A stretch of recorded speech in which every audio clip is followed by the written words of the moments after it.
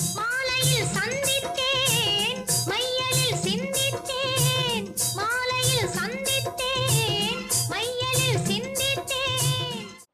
வணக்கம் நண்பர்களே.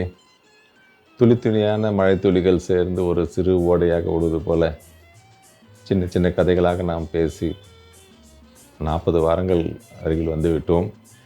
ஏறக்குறைய 10 மாதங்களாக உங்களோடு நான் தொடர்ந்திருப்பது மிக்க மகிழ்ச்சி.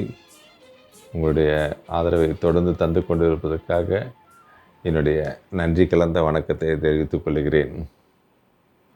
வணக்கம் நண்பர்களே. இந்த வாரம் நம்ம பார்க்க போகிற கதை ஒரு காமெடி ஸ்டோரி. அலப்பு மன்னன் கோவிந்தனும் ஆகாச புலுகன் ஆறுமுகமும்.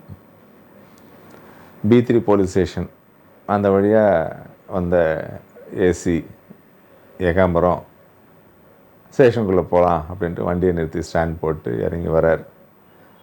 வாசலில் வந்து நின்னோடனே உள்ளேருந்து வர வெடி சத்த சிரிப்பு அவருக்கு ஆச்சரியத்தை உருவாகுதுன்னு, அது ஸ்டேஷனுக்குள்ளே இவ்வளோ சத்தம் அப்படின்னு சிரிப்பு அப்படின்னு நினச்சிட்டு வாசலே நிற்கிறார்.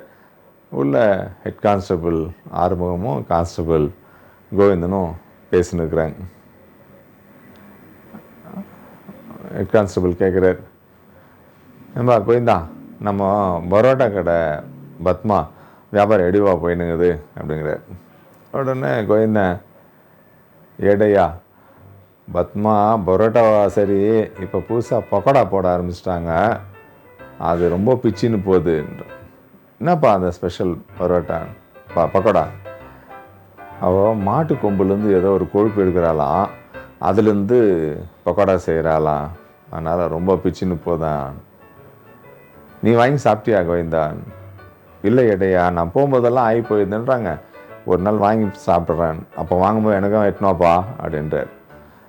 உடனே அடுத்து ஹெட் கான்ஸ்டபிள், என்னவோ தெரில இந்த பத்மா வியாபாரம்லாம், ஆனால் நான் கேள்விப்பட்டேன் நம்ம 1000 விளக்கு மசூதிக்குதில்ல, அது பக்கத்தில் ஒரு பெரிய பார்க் ஒன்று பண்ணிட்டாங்களான்னு. எங்கே ஏட்டையா? அங்கே இடமே இல்லையே, எங்கே போய் பண்ணான்? ஆமாம்ப்பா, நல்லா பெருசாக பண்ணிட்டுக்கிறாங்க, பெரிய பார்க்கு, நம்ம சீஃப் மினிஸ்டர் சொல்லி அங்கே பண்ணிட்டாங்களாம்ப்பா, மவுண்ட் ரோடு கொஞ்சம் நல்லா குளுமையாக இருக்கணும்னு பண்ணிட்டாங்களான்றார்.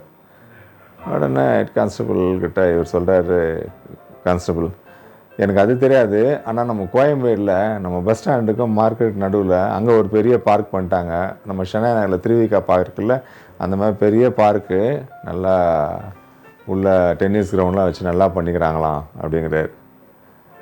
உடனே இவர் சொல்கிறாரு ஹெட் கான்ஸ்டபிள், அப்படியா? எனக்கு அது தெரியாது, நம்ம கோயம்பேடுலேருந்து வேலூருக்கு மெட்ரோ விட்டாங்க தெரியுமா அப்படிங்கிறார். அப்படியா?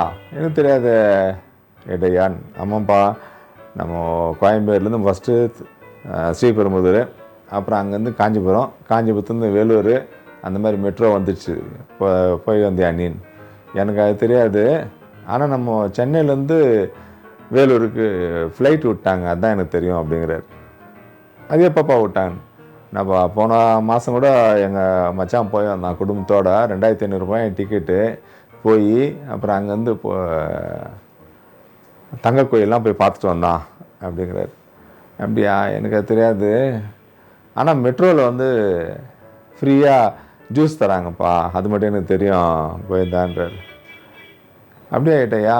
எனக்கு தெரியாது, ஆனால் நான் பார்த்தேன் இதில் சென்ட்ரல் ஸ்டேஷனில் ஃப்ரீயாக காஃபி தராங்க, ஒரு காஃபி பூத் வச்சுட்டு அங்கே வரவங்களுக்கெல்லாம் காஃபி பூத் ஃப்ரீயாக தராங்க அப்படின்றார்.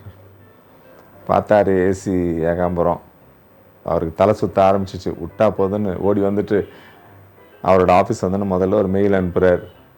ரெஸ்பெக்டட் கமிஷனர் சார், நான் B3 போலீஸ் ஸ்டேஷன் பக்கம் போயிருந்தேன், உள்ளே வந்து அந்த ஹெட் கான்ஸ்டபிளுக்கும் ரொம்ப முத்தி போயிட்டுருக்கு, மனநிலை சரியில்லைன்னு அவங்களுக்கு உடனே விடுப்பு கொடுத்து அவங்கள கீழ்ப்பாக்கு ஹாஸ்பிட்டலில் அட்மிட் பண்ணும்படி பணியோடு கேட்டுக்கொள்கிறேன் அப்படின்னு சொல்லி மெயில் அனுப்பிச்சிட்டு வச்சிட்டார். நன்றி அன்பர்களே, மீண்டும் சந்திப்போம். நாங்க பொய் சொல்ல போறோம், பொய் சொல்ல போறோம், பொய் சொல்ல போறோமே.